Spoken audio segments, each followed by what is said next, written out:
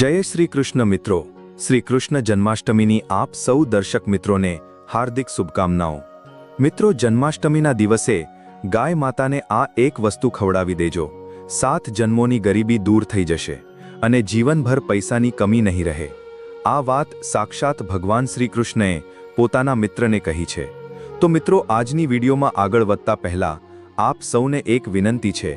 મિત્રો, આજની આ વિડીયોમાં તમને ખૂબ જ દુર્લભ જાણકારી મળવાની છે, તેથી આ વિડીયોને અધૂરી છોડવાની ભૂલ ક્યારેય ના કરો અને આજની વિડીયોને લાઇક કરી વધુમાં વધુ શેર જરૂર કરજો, જેથી આ ઉપયોગી જાણકારી દરેક વ્યક્તિ સુધી પહોંચી શકે અને કોમેન્ટમાં સાચી શ્રદ્ધાથી જય શ્રી કૃષ્ણ લખવાનું ભૂલશો નહીં।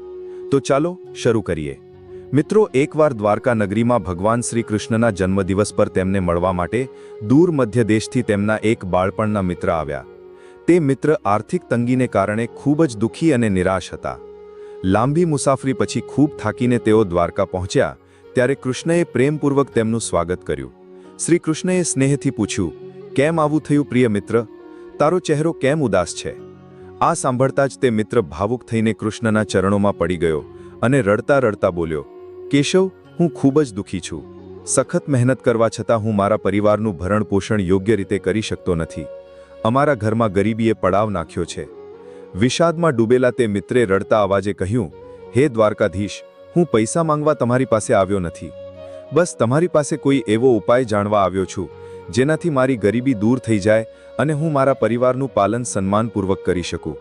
મને ધનનો લોભ નથી પ્રભુ, મને તો ફક્ત તમારી કૃપા જોઈએ છે। તમારી દયાની છાયામાં જ મારું જીવન સુખી થઈ શકે છે। શ્રી કૃષ્ણએ મિત્રને ઊભો કરીને ગળે લગાડ્યો। હસતા હસતા તેમણે કહ્યું, હે સખા, હું તારા હૃદયને જાણું છું, તારા કષ્ટોથી પણ પરિચિત છું અને તારી ગરીબીનું કારણ પણ સમજું છું। મને ખબર છે કે તું મારી પાસે ધન માંગવા આવ્યો નથી અને જો હું તને ધન આપું પણ તો તું સ્વાભિમાનને કારણે તેનો સ્વીકાર નહીં કરે। શ્રી કૃષ્ણએ પોતાના મિત્રની આંખોમાં જોતા કહ્યું, હું તારા સ્વાભિમાનનું માન રાખીશ। પૈસા સીધા ન આપીને હું તને એક એવો ઉપાય જણાવીશ જેનાથી તારી ગરીબી આપમેળે દૂર થઈ જશે, તારી દરિદ્રતાનો નાશ થશે અને તારે ફરી ક્યારે આર્થિક તંગીનો સામનો કરવો નહીં પડે। મિત્રે આશાભરી નજરે કૃષ્ણ તરફ જોયું અને વિનમ્ર સ્વરમાં કહ્યું, હે પ્રભુ, તમારું માર્ગદર્શન જ મારા માટે સૌથી મોટું ધન છે। કૃપા કરીને તે ઉપાય જણાવો। કૃષ્ણએ હાથ પકડીને મિત્રને પાસે બેસાડ્યો અને બોલ્યા, હું તને ચોક્કસ તે ધન પ્રાપ્તિના ઉપાય વિશે જણાવીશ, પરંતુ તે દિવ્ય ઉપાય જણાવતા પહેલા તારે એક કથા સાંભળવી યોગ્ય રહેશે। આ મહત્વપૂર્ણ કથાને ધ્યાનપૂર્વક સાંભળ। ફક્ત તેને સાંભળવાથી જ તારા દુઃખ દૂર થઈ જશે અને ગરીબી સમાપ્ત થઈ જશે। મિત્રે ઉત્સુકતાથી પૂછ્યું, કેવી કથા કેશવ? કૃષ્ણએ રહસ્યમય સ્મિત સાથે કહ્યું, આ કથા કામધેનુ ગાય માતાની મહિમા સાથે જોડાયેલી છે, જે બધી મનોકામનાઓ પૂર્ણ કરે છે। હું તને તે જ ગાય માતાની કૃપા પ્રાપ્ત કરવાનો ઉપાય જણાવીશ। તે ઉપાયમાં દરરોજ તારે ગાય માતાને ખાસ વસ્તુ ખવડાવવાની છે। ધ્યાન દઈને સાંભળ। કૃષ્ણ કથા સંભળાવવા લાગ્યા। તેમની વાણી મધુર અને ગંભીર હતી અને મિત્ર મંત્રમુગ્ધ થઈને સાંભળવા લાગ્યો। પ્રાચીન કાળમાં પૂર્વ દિશાના એક રાજ્યમાં પુષ્પરાગ નામના એક ધનવાન શેઠ રહેતા હતા, જેમની પાસે ધનધાન્યની કોઈ કમી ન હતી। તેમની પત્ની નીલાવતી ધાર્મિક અને પતિવ્રતા સ્ત્રી હતી। તેમને 5 પુત્રો હતા, જે પરિવારના વ્યાપારમાં પિતાને મદદ કરતા હતા। બહારથી તે પરિવાર સુખી અને સમૃદ્ધ લાગતો હતો, પરંતુ શેઠ પુષ્પરાગ સ્વભાવથી અત્યંત લોભી અને સ્વાર્થી હતા। પોતાના ફાયદા માટે તેઓ બીજાની મજબૂરીનો લાભ ઉઠાવીને પૈસા ભેગા કરતા રહેતા હતા।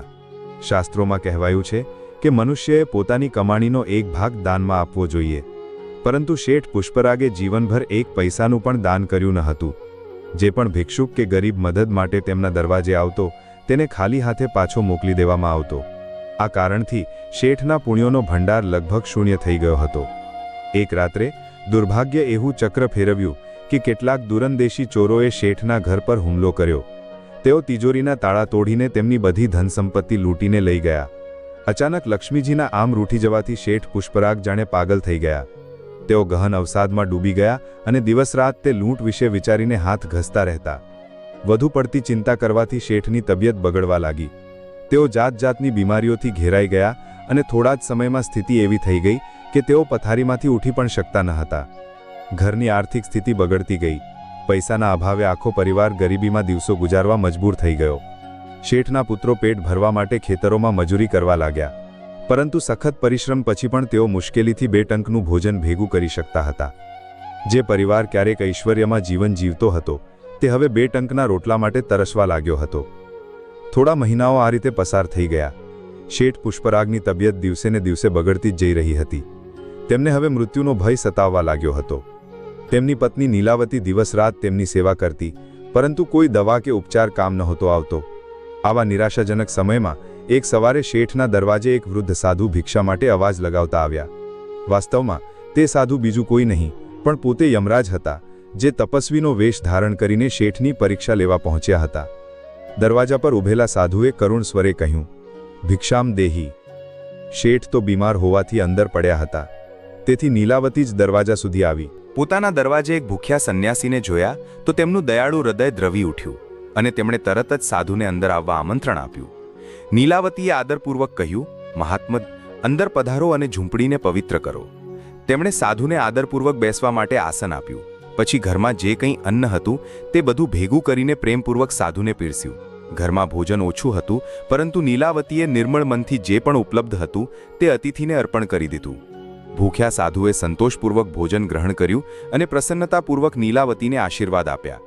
ત્યારે યમરાજના રૂપે આવેલા સાધુએ કહ્યું, હે માતા, તે આજે એક ભૂખ્યા અતિથિને સંતોષ આપીને મહાન પુણ્ય કમાયું છે. તારી ઉદારતા જોઈને મારું હૃદય આનંદથી ભરાઈ ગયું છે. હું તને આશીર્વાદ રૂપે એક વરદાન આપવા માંગુ છું. માંગ. આજે જે પણ વરદાન માંગીશ હું તારી મનોકામના જરૂર પૂરી કરીશ.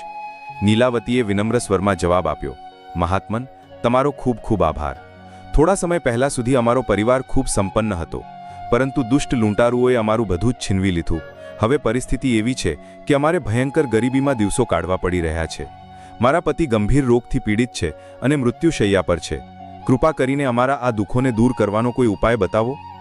સ્ત્રીની કરુણ કથા સાંભળીને સાધુરૂપી યમરાજે ગંભીર સ્વરમાં કહ્યું, હે માતા, તારી આ દુર્દશા તારા પતિના ખરાબ કર્મોનું પરિણામ છે. તેમણે પોતાના જીવનમાં ક્યારેય દાન પુણ્ય કર્યું નથી, ઉલટું બીજાને કષ્ટ આપીને પૈસા કમાયા છે. આ કારણથી દુર્ભાગ્ય તેમનો પીછો છોડી રહ્યું નથી. નીલાવતીની આંખોમાં આંસુ ભરાઈ આવ્યા. તેમને પણ અહેસાસ હતો કે તેમના પતિએ લોભવશ અનેક ભૂલો કરી હતી, પણ હવે પછતાવાથી શું લાભ? તેમણે યમરાજને હાથ જોડીને પ્રાર્થના કરી, મહાત્મન, શું કોઈ માર્ગ છે જેનાથી આ દુર્ભાગ્ય દૂર થઈ જાય, મારા પતિના પાપોનું પ્રાયશ્ચિત થઈ શકે? યમરાજે નમ્ર વાણીમાં કહ્યું, ગભરાઈશ નહીં દેવી, દરેક સમસ્યાનો ઉકેલ પણ હોય છે. જો તું ખરેખર આ દુર્ભાગ્યથી છુટકારો મેળવવા માંગતી હોય તો હું તને એક અચૂક ઉપાય જણાવું છું. નીલાવતીએ ધ્યાનપૂર્વક તેમની તરફ જોયું. સાધુ મહાત્માએ કહ્યું, તમે બધી મનોકામનાઓ પૂર્ણ કરનારી કામધેનુ ગાય માતાનું શરણ લો. તમારા ઘરે એક ગાય લઈને આવો અને નિસ્વાર્થ ભાવથી તેની સેવા કરો. દરરોજ સવારે તેને લોટ અને ગોળથી બનેલી રોટલીનો એક ટુકડો પ્રેમપૂર્વક ખવડાવો. વિશ્વાસ રાખો, ગાય માતાની કૃપાથી તમારી ગરીબી દૂર થઈ જશે અને ઘરમાં ફરીથી સુખ સમૃદ્ધિ પાછી આવશે. નીલાવતીએ માથું ઝુકાવીને સાધુની વાત માની લીધી. સાધુએ આશીર્વાદ આપતા કહ્યું, ગૌ સેવા કરતાં મોટું બીજું કોઈ પુણ્ય નથી. ગૌ માતાની કૃપાથી તમારા બધા કષ્ટો દૂર થઈ જશે. નીલાવતીએ કૃતજ્ઞતાપૂર્વક કહ્યું, મહાત્મન, તમે અમને અજવાળાનો માર્ગ બતાવ્યો, તમારો આભાર. તેમના આટલું કહેતા જ તે દિવ્ય સાધુ તે જ ક્ષણે અદૃશ્ય થઈ ગયા. નીલાવતી આશ્ચર્યચકિત થઈ ગઈ. તેમને અહેસાસ થયો કે કોઈ દેવદૂત માર્ગદર્શન આપીને ગયા છે. હવે મોડું કરવાનો પ્રશ્ન જ નહોતો. નીલાવતીએ તે જ દિવસથી તે ઉપાય અપનાવવાનો નિશ્ચય કર્યો. પરંતુ તેમની પાસે એટલા પૈસા નહોતા કે એક ગાય ખરીદી શકે. તેનાથી નિરાશ થવાને બદલે તેમણે નિશ્ચય કર્યો કે ગામની નજીક જે સાર્વજનિક ગૌશાળા છે ત્યાં જઈને ગૌસેવા શરૂ કરશે. સવારે વહેલા નીલાવતી ચૂપચાપ ઘરેથી નીકળી પડ્યા અને ગૌશાળા પહોંચી ગયા. ત્યાં એક સુંદર ગાય માતાને પસંદ કરીને તેઓ તેની નજીક પહોંચ્યા. નીલાવતીએ શ્રદ્ધાપૂર્વક ગાય માતાને પ્રણામ કર્યા અને પ્રેમથી તેના કપાળ પર હાથ ફેરવ્યો. દરેક સવારે નીલાવતી ઘરે સૌથી પહેલા રોટલી બનાવતી અને તેમાં ગોળનું મિશ્રણ ભરીને તેને ગૌશાળા લઈ જતી. ગાય માતાને તે મીઠો કોળિયો પ્રેમપૂર્વક ખવડાવતી અને તેના ચરણ સ્પર્શ કરીને આશીર્વાદ માંગતી. તેમની આંખો દરરોજ ભાવુક થઈને ભરાઈ જતી અને મનોમન તેઓ ગાય માતાને પોતાના પરિવારની રક્ષા કરવા માટે પ્રાર્થના કરતી. થોડા જ સમય વીત્યો કે એક દિવસ અચાનક નગરમાં સમાચાર ફેલાયા કે રાજાના સિપાહીઓએ તે ડાકુઓને પકડી લીધા છે જેમણે શેઠ પુષ્પરાગનું ધન લૂંટ્યું હતું. બધા ચોરોની ધરપકડ થઈ ગઈ અને તેમના કબજામાંથી બધું ચોરાયેલું ધન પાછું મળી ગયું. રાજાએ ઉદારતા દાખવતા તે આખી સંપત્તિ શેઠ પુષ્પરાગને પાછી અપાવવાનો આદેશ જારી કર્યો. આ સુખદ સમાચાર સાંભળતા જ નીલાવતીની આંખોમાં ખુશીના આંસુ આવી ગયા. તેમને ખાતરી થઈ ગઈ કે આ ચમત્કાર ગાય માતાની કૃપાથી જ થયો છે, જેના આશીર્વાદથી ખોવાયેલું ધન પાછું મળી ગયું. બીજી બાજુ શેઠ પુષ્પરાગને પણ આશ્ચર્ય મિશ્રિત આનંદ થયો કે જેનું ધન જતું રહ્યું હતું તે ફરી પાછું આવ્યું. તે ભગવાનનો આભાર માનતા પોતાના ભાગ્યની પ્રશંસા કરવા લાગ્યા. નીલાવતીએ એક દિવસ તક મળતા શેઠ પુષ્પરાગને ગૌશાળા જઈને ગાયની સેવા કરવા અને સાધુ દ્વારા જણાવેલા ઉપાયની વાત કહી. શેઠ પુષ્પરાગ આ બધું સાંભળીને અભિભૂત થઈ ગયા. તેમને પોતાની ભૂલ પર ખૂબ પસ્તાવો થયો. તેમને અહેસાસ થયો કે ધનના લોભમાં તેમનાથી અનેક પાપ થઈ ગયા હતા અને ભગવાને તેમને તે જ દંડ આપ્યો હતો. નીલાવતીએ પતિને સાંત્વના આપી કે હવે જ્યારે ઈશ્વરની કૃપાથી બધું પાછું મળી ગયું છે તો આ પોતાના પાપ ધોવાનો અવસર છે. બંનેએ નિશ્ચય કર્યો કે તેઓ સાથે મળીને ગૌસેવા કરશે અને સત્કાર્યોમાં જીવન અર્પણ કરશે. તે પછીના જ દિવસથી શેઠ પુષ્પરાગ પોતાની પત્ની સાથે ગૌશાળા જવા લાગ્યા. બંને પતિ પત્ની ખૂબ પ્રેમથી ગાયોની સેવા કરતા, તેમને ચારો અને પાણી આપતા અને ગૌશાળાની સાફ સફાઈ પણ કરતા. શેઠ શ્રદ્ધાથી દરરોજ તે જ ગાયની પીઠ પર હાથ ફેરવતા અને ખાસ કરીને તેના ઢેકાને સ્પર્શ કરીને માથું નમાવતા. ગાય માતાના તે આશીર્વાદના સ્પર્શથી શેઠના શરીરની બધી બીમારીઓ ધીમે ધીમે દૂર થવા લાગી. થોડા જ અઠવાડિયામાં શેઠ પુષ્પરાગ સંપૂર્ણપણે સ્વસ્થ થઈ ગયા. ગાય માતાની કૃપાથી તેમને જાણે નવું જીવનદાન મળ્યું. હવે શેઠ પુષ્પરાગે પોતાના ઘરની નજીક એક ગૌશાળા બનાવી અને રોજ ગૌ સેવામાં સમય આપવા લાગ્યા. તેમણે સંકલ્પ કર્યો કે તેઓ પોતાની આવકનો એક મોટો ભાગ ધર્મ અને દાન પુણ્યમાં વાપરશે. આ રીતે ગાય માતાની કૃપાથી તેમની ગરીબી મટી ગઈ અને તેમનો પરિવાર ફરીથી સુખી સંપન્ન થઈ ગયો. શ્રી કૃષ્ણે કથા સમાપ્ત કરતા મિત્રને કહ્યું, જોયું સખા, કેવી રીતે ગાય માતાની સેવાથી શેઠ પુષ્પરાગના બધા કષ્ટો દૂર થઈ ગયા. જે ગરીબીએ તેમને ઘેરી રાખી હતી તે ગાય માતાની કૃપાથી પલભરમાં દૂર થઈ ગઈ. મિત્રનું હૃદય આ કથા સાંભળીને ભાવુક થઈ ઉઠ્યું. તેની આંખો ભીની હતી અને મન શ્રદ્ધાથી ભરાઈ ગયું. તે શ્રી કૃષ્ણના ચરણોમાં ઝૂકીને બોલ્યો, હે દ્વારકાધીશ, ખૂબ ખૂબ આભાર. તમે મને ગાય માતાની અનુપમ મહિમા જણાવીને મારો માર્ગ પ્રશસ્ત કરી દીધો. હવે હું પૂરા તન, મન અને ધનથી ગૌ સેવા કરીશ અને ગરીબીને હંમેશા માટે દૂર ભગાવી દઈશ. તમારી કૃપાથી મને નવું જીવન મળ્યું છે. શ્રી કૃષ્ણે પોતાના પ્રિય મિત્રને ઊભો કરીને ગળે લગાડ્યો અને આશીર્વાદ આપતા બોલ્યા, જા મિત્ર, પૂરી શ્રદ્ધા અને ભક્તિભાવથી ગાય માતાની સેવામાં લાગી જા. જ્યાં ગાય માતાની કૃપા હોય છે ત્યાં ધન, સુખ અને શાંતિ પોતે ચાલીને આવે છે.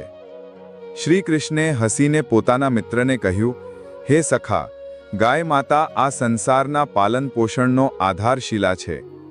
શાસ્ત્રોમાં ગાયને માતા કહેવામાં આવી છે અને બધા દેવી દેવતાઓ ગાય માતાની પૂજા કરે છે. ગાય માતાના શરીરમાં 33 કરોડ દેવતાઓનો વાસ હોય છે. ગાય એક અત્યંત પવિત્ર, શાંત અને નિષ્પાપ પ્રાણી છે. ઋગ્વેદમાં તેને સંસારનું પાલન પોષણ કરનારી કામધેનુ કહેવામાં આવી છે. ફક્ત ગાય માતાના દર્શન માત્રથી મનુષ્યના હજારો પાપ નષ્ટ થઈ જાય છે. તેથી ક્યારેય પણ આ નિર્દોષ ગાય માતા પર અત્યાચાર કરવો ન જોઈએ. ગાયને નુકસાન પહોંચાડવું કે તેનો વધ કરવો શાસ્ત્રોમાં ભયંકર પાપ માનવામાં આવ્યું છે. જે વ્યક્તિ ગૌહત્યા જેવું પાપ કરે છે તેને ગંભીર દુઃખ ભોગવવા પડે છે. જે મનુષ્ય નિસ્વાર્થ ભાવથી ગાય માતાની સેવા કરે છે તેને અપાર સુખ અને સમૃદ્ધિ પ્રાપ્ત થાય છે. જે ઘરની ગૃહિણી રસોઈમાં બનેલી પહેલી રોટલી પ્રેમપૂર્વક ગાય માતાને ખવડાવે છે તે ઘરમાં હંમેશા બરકત રહે છે. આવી સ્ત્રી સૌભાગ્યવતી રહે છે અને તેના સુહાગની રક્ષા પોતે ગાય માતા કરે છે. જે લોકો પોતાના ઘરમાં ગાયમાંથી મળતા પંચગવ્ય, દૂધ, દહીં, ઘી, ગોબર અને ગૌમૂત્રને આદરપૂર્વક સ્થાન આપે છે તેમના ઘરમાં ક્યારેય દુઃખ કે ગરીબી પ્રવેશ કરતી નથી. દરરોજ કોઈને કોઈ રૂપે ગૌ સેવા કરનાર વ્યક્તિ અનંત પુણ્યનો ભાગી બને છે. ગાય માતાને પોતે મા લક્ષ્મીનું સ્વરૂપ માનવામાં આવ્યા છે. તેથી તેમની પૂજા કરવાથી ગરીબીનો નાશ થાય છે. પ્રાચીન કાળથી જ આપણી સંસ્કૃતિમાં ગાય માતાની સેવા અને સંરક્ષણની પરંપરા ચાલી આવે છે. ઘણા ઋષિમુનિઓ પોતાની ઝૂંપડીમાં ગાય પાળતા હતા અને તેમના દૂધથી તપસ્યા માટે શક્તિ મેળવતા હતા. રાજા મહારાજા પણ પ્રજાને ગૌદાન કરતા હતા. ગૌદાનને બધા દાનોમાં સૌથી મહાન માનવામાં આવ્યું છે. ગાયનું દાન કરવાથી બધા જન્મોના પાપ નષ્ટ થઈ જાય છે અને મનુષ્યને મોક્ષની પ્રાપ્તિ થાય છે. શ્રી કૃષ્ણએ આગળ કહ્યું, ગાય માતા સાથે જોડાયેલી એક અદ્ભુત માન્યતા સાંભળ. સવારે વહેલા જો સૌથી પહેલાં ગાય માતાના દર્શન થઈ જાય તો તેને શુભ શુકન માને છે. સવારના સમયે ઘરની સામે તાજું ગોબર દેખાઈ જાય તો સમજી લો કે તે દિવસે દેવી લક્ષ્મીની કૃપા વરસશે. જો તું કોઈ મહત્વપૂર્ણ કાર્ય માટે જઈ રહ્યો હોય અને રસ્તામાં અચાનક ગાય માતા દર્શન આપી દે તો તે કાર્ય ચોક્કસ સફળ થશે. કોઈ યાત્રા પર નીકળતી વખતે જો દરવાજા પર ગાય દેખાઈ જાય તો યાત્રા શુભ અને વિઘ્ન વગરની પૂર્ણ થાય છે. નિશંકપણે ગાય માતા શુભતા અને મંગલનું પ્રતીક છે. શ્રી કૃષ્ણએ પોતાનો ઉપદેશ સમાપ્ત કર્યો અને પ્રેમભરી નજરથી મિત્ર તરફ જોયું. મિત્રની આંખોમાં કૃતજ્ઞતાના આંસુ ભરાઈ આવ્યા હતા. તે ભાવવિભોર થઈને કૃષ્ણના ચરણોમાં ઝૂંક્યો અને બોલ્યો, હે દ્વારકાધીશ, ખૂબ ખૂબ આભાર. તમે મને ગાય માતાની મહિમા જણાવીને મારો માર્ગ પ્રશસ્ત કરી દીધો. હવે હું પૂરા તન, મન અને ધનથી ગૌસેવા કરીશ અને ગરીબીને હંમેશા માટે દૂર ભગાવી દઈશ. તમારી કૃપાથી મને નવું જીવન મળ્યું છે. શ્રી કૃષ્ણએ પોતાના પ્રિય મિત્રને ઊભો કરીને ગળે લગાડ્યો અને આશીર્વાદ આપતા બોલ્યા, જા મિત્ર, પૂરી શ્રદ્ધા અને ભક્તિભાવથી ગાય માતાની સેવામાં લાગી જા. જ્યાં ગાય માતાની કૃપા હોય છે ત્યાં ધન, સુખ અને શાંતિ આપમેળે ચાલી આવે છે. તો મિત્રો, આ રીતે ભગવાન શ્રી કૃષ્ણે પોતાના મિત્રને ગાય માતાનું મહત્વ સમજાવતા ગરીબી દૂર કરવાનો અનોખો ઉપાય જણાવ્યો. આ ઉપરાંત મિત્રો, જ્યોતિષશાસ્ત્રમાં પણ ગૌ સેવાના ઘણા ઉપાયો જણાવવામાં આવ્યા છે. જો કોઈની કુંડળીમાં શુક્ર ગ્રહ નબળો હોય તો સવારના ભોજનની પહેલી રોટલી પર ઘી ચોપડીને એક સફેદ ગાયને ખવડાવવું શુભ માનવામાં આવે છે. તેનાથી શુક્ર ગ્રહ બળવાન થાય છે અને સૌભાગ્યમાં વૃદ્ધિ થાય છે. જે વ્યક્તિની કુંડળીમાં મંગળ દોષ હોય અને જેના કારણે તેનું દાંપત્ય કે પારિવારિક જીવન અશાંત રહેતું હોય તો તેણે લાલ રંગની ગાયની સેવા કરવી જોઈએ. દર મંગળવારે ગાય માતાનું પૂજન કરીને તેને ગોળ અને ચણા ખવડાવો. તેનાથી મંગળ ગ્રહ પ્રસન્ન થશે અને જીવનના ક્લેશ ઓછા થશે. બૃહસ્પતિ ગ્રહ પણ માંગલિક કાર્યોનો કારક માનવામાં આવે છે. તેથી જો કોઈના લગ્ન વગેરે શુભ કાર્યોમાં વિલંબ થઈ રહ્યો હોય તો ગુરુવારના દિવસે ગાયને ઘી લગાવેલી રોટલી પર ચણા અને ગોળ રાખીને ખવડાવો. ગાય માતાની કૃપાથી બૃહસ્પતિના અશુભ પ્રભાવ દૂર થશે અને કાર્ય સિદ્ધ થશે. જો તમારા દરવાજે ગાય માતા પોતે ચાલીને આવે તો તેને કંઈ ખવડાવ્યા વગર પાછી ન જવા દેવી. જે ઘરથી ગાય કંઈ પણ લીધા વગર પાછી ફરે છે ત્યાં દુર્ભાગ્ય દસ્તક દે છે, કારણ કે તે ઘરથી માં લક્ષ્મી પણ રૂઠી જાય છે. તેથી દરેક ગૃહિણીએ રોજ પોતાના ભોજનમાંથી એક રોટલી ગાય માતા માટે ચોક્કસ કાઢવી જોઈએ અને તેને પ્રેમપૂર્વક ખવડાવવી જોઈએ. આવું કરવાથી ગાય માતા પ્રસન્ન થાય છે અને પોતાના સેવકોને હૃદયથી આશીર્વાદ આપે છે. ગાય માતાના આશીર્વાદ જેની સાથે હોય તેની બધી મનોકામનાઓ પૂર્ણ થાય છે. કેટલાક લોકો અજ્ઞાનવશ ગાય માતાને વાસી ભોજન કે જૂઠું ખવડાવી દે છે. આ ખૂબ જ અયોગ્ય છે. શાસ્ત્રોમાં ગાયને જૂઠું ખવડાવવું પાપ કહેવાયું છે. જો વધેલું ઘટેલું ભોજન આપવું હોય તો તમે કોઈ બીજા પશુને આપી શકો છો, પરંતુ ગાય માતાને હંમેશા તાજો અને શુદ્ધ આહાર જ અર્પણ કરો. ભૂખી હોવા પર ગાય જૂઠું ખાઈ પણ લે છે, પરંતુ તેનું પાપ તે વ્યક્તિને લાગે છે જેણે તેને તે અશુદ્ધ ભોજન આપ્યું. ગાય શાકાહારી અને પવિત્ર પ્રાણી છે, તેથી તેના આહારમાં માંસ, માછલી કે ઈંડા જેવી વસ્તુઓ ક્યારેય ન મિલાવવી જોઈએ. આવું કરવું મહાપાપની શ્રેણીમાં આવે છે. જો શનિ ગ્રહને કારણે જીવનમાં અડચણો આવી રહી હોય તો લોટમાં થોડો કાળો તલ મિલાવીને રોટલી બનાવો અને શનિવારે તે રોટલી ગાય માતાને ખવડાવો. તેનાથી શનિ દોષ શાંત થશે. જો ઘરમાં સતત પૈસાની કમી રહેતી હોય તો દરેક ગુરુવારે ગાયને કેળાનું ફળ ખવડાવો. ગાય માતાના આશીર્વાદથી ગરીબી દૂર થઈ જશે. ગાય માતાની પીઠ પર જે ઉભરેલો ઢેકો હોય છે તેમાં સૂર્યકેતુ નામની પવિત્ર નાડી સ્થિત હોય છે. જ્યારે પણ ગાય માતા તમારા દરવાજે આવે, શ્રદ્ધાથી તેના ઢેકાને સ્પર્શ કરવો. આવું કરવાથી બધી રોગ બીમારીઓ દૂર થઈ જશે અને આરોગ્ય તથા ધન સંપત્તિની પ્રાપ્તિ થશે. શાસ્ત્રોમાં કહેવાયું છે કે જે વ્યક્તિ તન, મન અને ધનથી ગાય માતાની સેવા કરે છે તેની મૃત્યુ પછી પોતે ગાય માતા તેની મદદ કરે છે. તે ભક્ત મૃત્યુ પછી ગાય માતાની પૂંછડી પકડીને ભયાવહ વૈતરણી નદી પાર કરી જાય છે. આવા પુણ્યાત્માને યમરાજની યાતના ભોગવવી પડતી નથી. ના તો તેને અકાળ મૃત્યુનો ભય રહે છે અને અંતમાં તેને મોક્ષનું વરદાન મળે છે. જે વ્યક્તિના ભાગ્યની રેખા સૂતેલી હોય તેના માટે પણ ગાય માતા પાસે એક ઉપાય છે. તેણે પોતાની હથેળી પર થોડો ગોળ રાખવો જોઈએ અને ગાય માતાની જીભથી તે ગોળ ચટાવી દેવો જોઈએ. જ્યારે ગાય માતા સ્નેહપૂર્વક તારી હથેળી પર રાખેલો ગોળ ચાટશે તો તેના સ્પર્શથી તારી સૂતેલી ભાગ્ય રેખા જાગી ઉઠશે. આ રીતે તારું દુર્ભાગ્ય દૂર થઈને સૌભાગ્યમાં બદલાઈ જશે. ગૌસેવા અને ગૌપૂજા આપણા શાસ્ત્રોમાં સૌથી સરળ અને શ્રેષ્ઠ ઉપાયો જણાવવામાં આવ્યા છે, જેનાથી સાંસારિક કષ્ટોનું નિવારણ થાય છે. તમે પણ તમારા જીવનમાં ગાય માતાની સેવાને સ્થાન આપો. વિશ્વાસ રાખો, ગાય માતાની કૃપાથી તમારી બધી મનોકામનાઓ ચોક્કસ પૂર્ણ થશે અને તમારા ઘરમાં સુખ સમૃદ્ધિ સ્થાયી રૂપે વાસ કરશે. તો મિત્રો, આશા છે કે તમને આ પ્રેરક કથા અને માહિતી પસંદ આવી હશે. જો આ વાર્તાએ તમારું હૃદય સ્પર્શી લીધું હોય તો તેને લાઈક જરૂર કરજો અને કોમેન્ટમાં જય શ્રી કૃષ્ણ લખીને તમારી ભાવના વ્યક્ત કરજો. અમારી ચેનલને સબસ્ક્રાઇબ કરો જેથી તમને આવી જ આધ્યાત્મિક અને પ્રેરણાદાયક કથાઓ આગળ પણ સાંભળવા મળે. વિડિયો અંત સુધી જોવા બદલ આપ સૌનો ખૂબ ખૂબ આભાર. જય શ્રી કૃષ્ણ. ધન્યવાદ.